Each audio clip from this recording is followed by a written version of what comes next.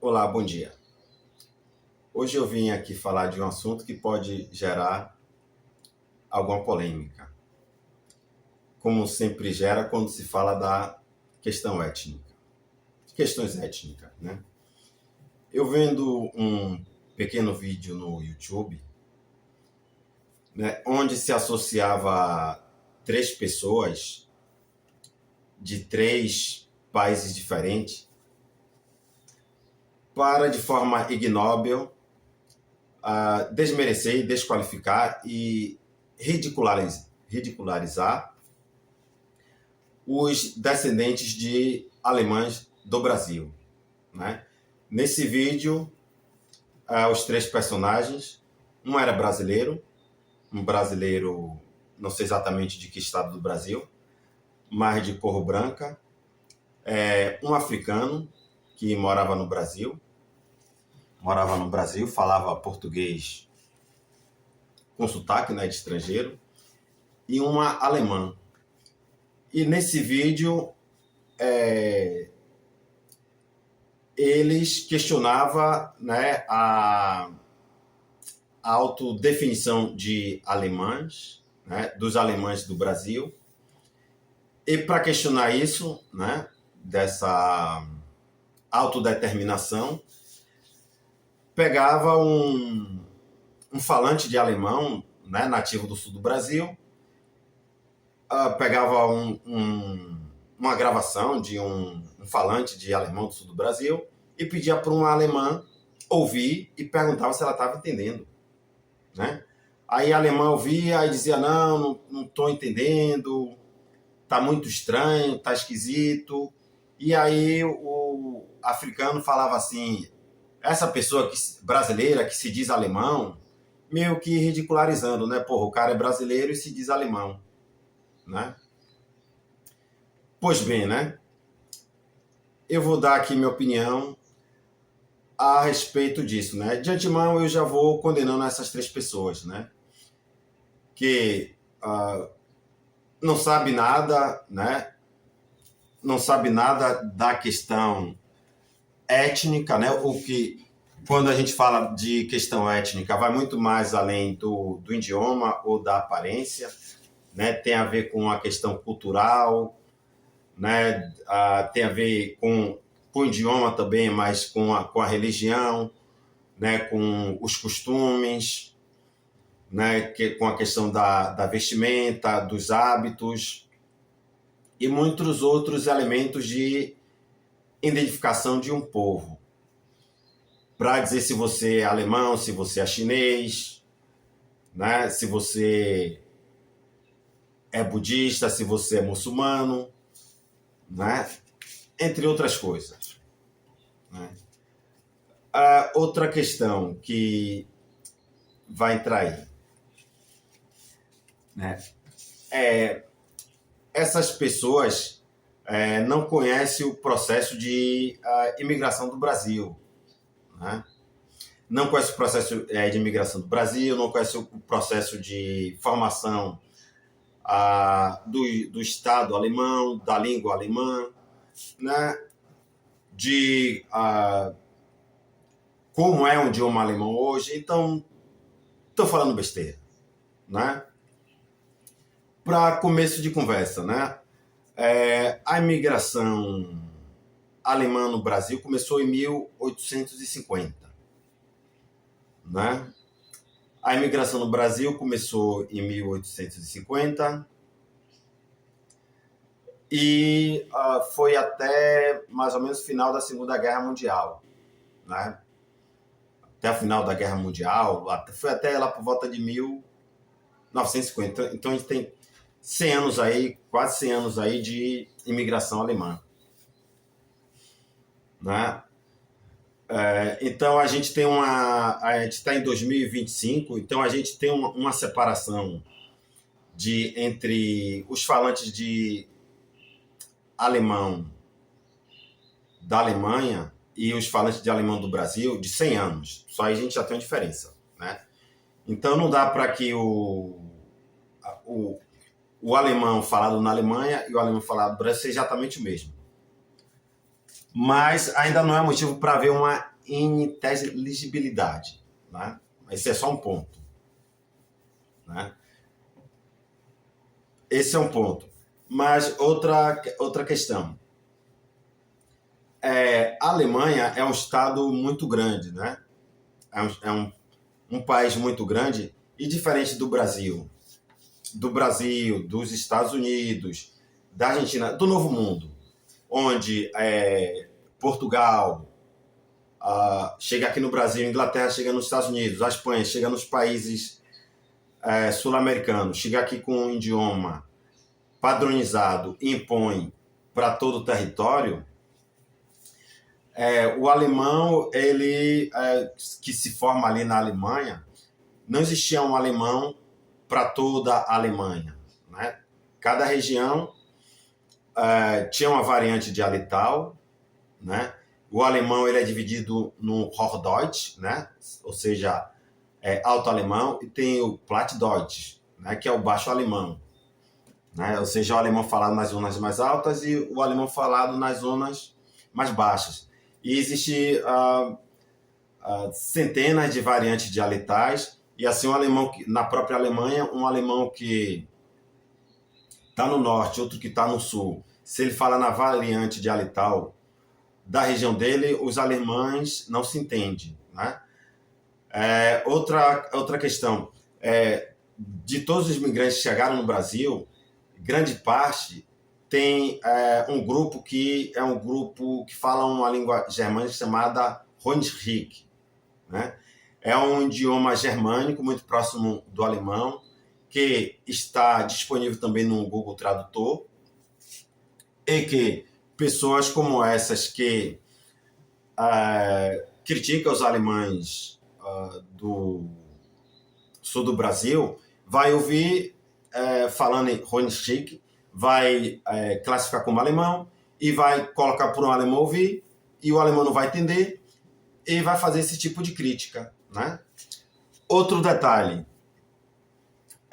o alemão ele só começou a ganhar um padrão, né, por conta de toda essa variante dialetal em toda a Alemanha, né, a partir de 1517, quando Martinho Lutero, né, a partir da Reforma Protestante, que ele traduz a Bíblia do latim, né, antigamente a Bíblia que era proibida, né, até a Reforma Protestante, quando Martinho Lutero ele fez a primeira tradução, né, em toda a Europa, a Bíblia era proibida em ser traduzida em outro idioma que não o latim, e que Lutero faz a primeira tradução do latim para uma língua leiga, que era o alemão da região dele, né, ali da região da Saxônia,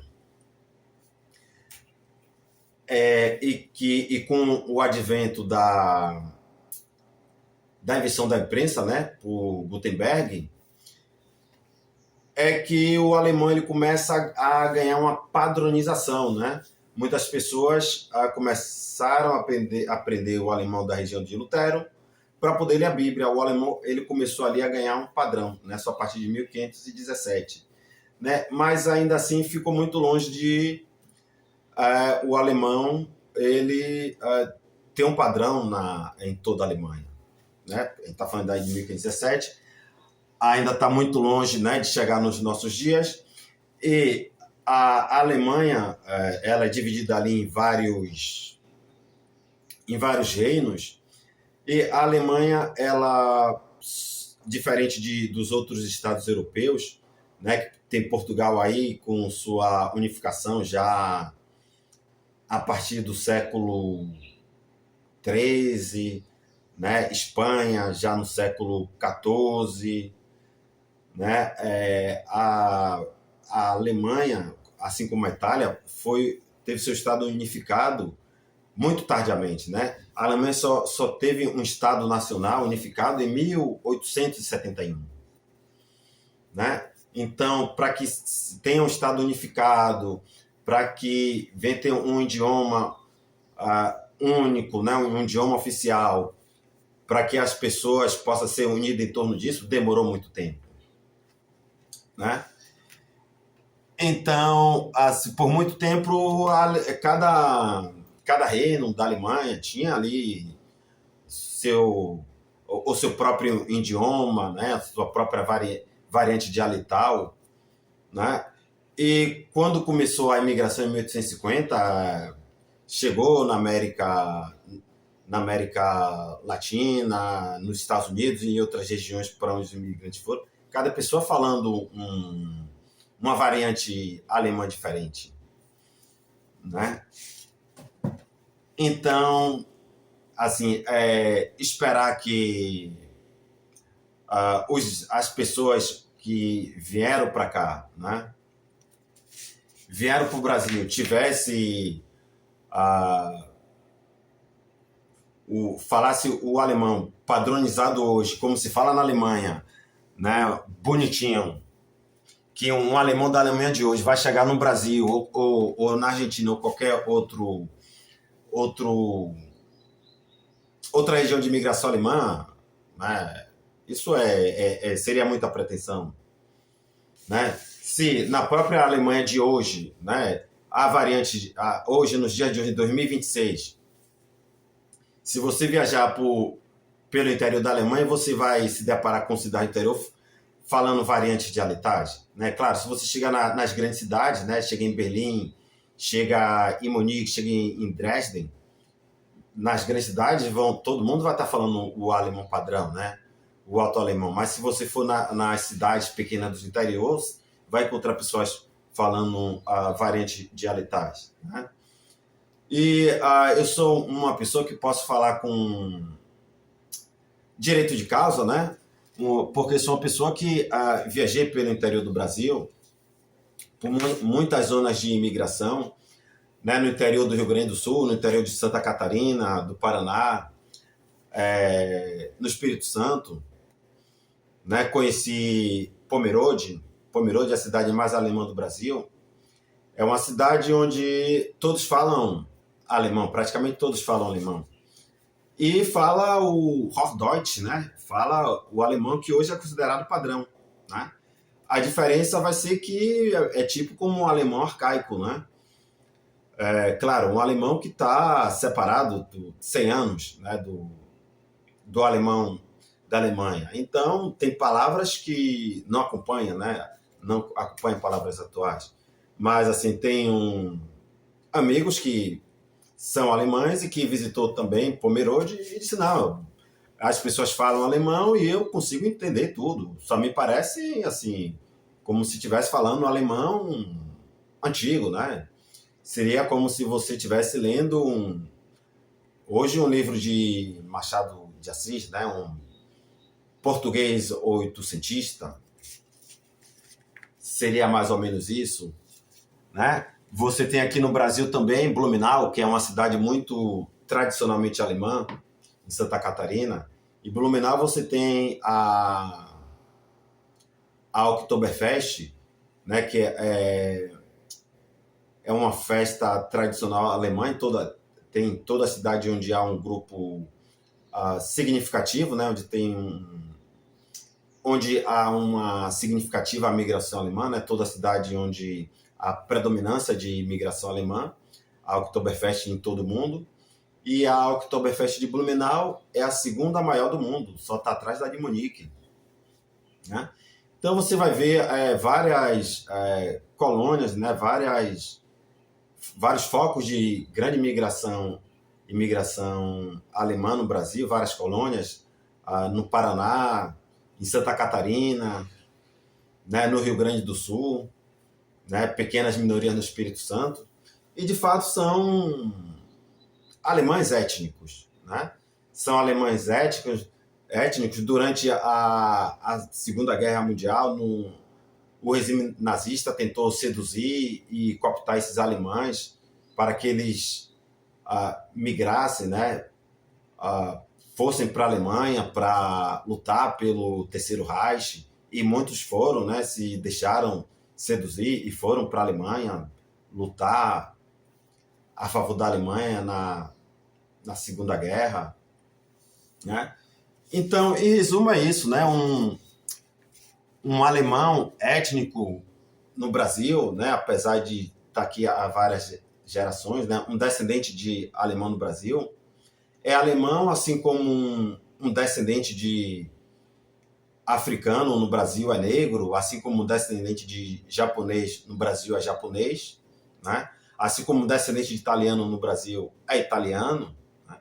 Assim como um descendente de árabe no Brasil é árabe, e por aí vai, né?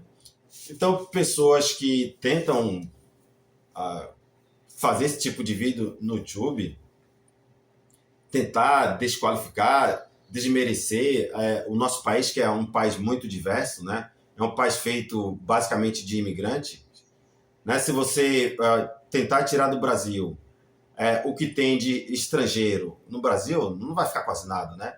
Porque o que era originário e nativo do Brasil praticamente foi dizimado, né? Que é o nativo indígena, né?